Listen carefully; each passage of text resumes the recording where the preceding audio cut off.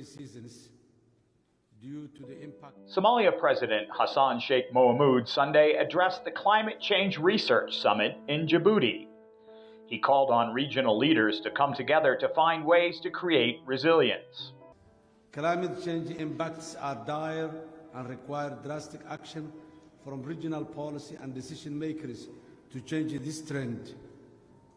The tremendous changes that the Horn of Africa region has experienced in recent years demonstrate the power of commitment to move the countries forward. The Somali leader's address came 2 weeks before the United Nations Climate Change Conference, COP27, is to take place in Sharm el-Sheikh, Egypt.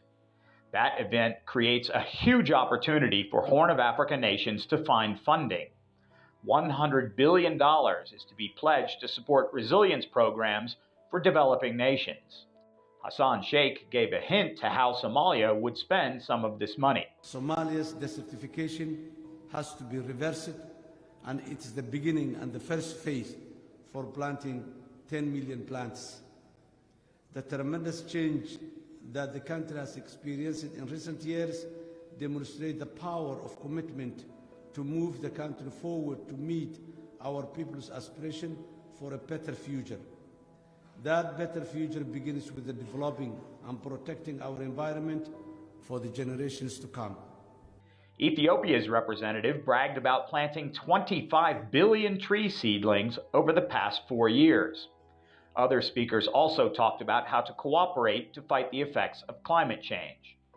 There were mentions of COP27, but no one, even the Somali president, specifically asked for an amount of money from the fund to be discussed at the conference. The climate impact in the Horn of Africa and in Africa in general has been complicated by other factors that Africa has not much to do with, like the war in Ukraine.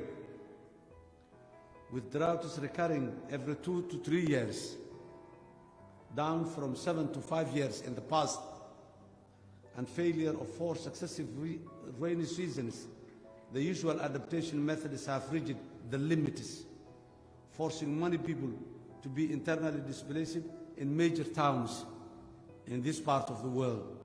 The event marked the opening of a climate change research center in Djibouti. Conference host and Djibouti President Omar Gele received praise for his initiative in putting the facility together.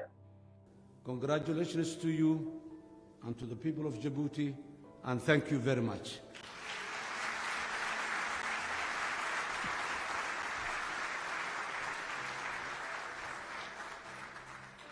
Hassan Sheikh joined his host in inaugurating the research facility.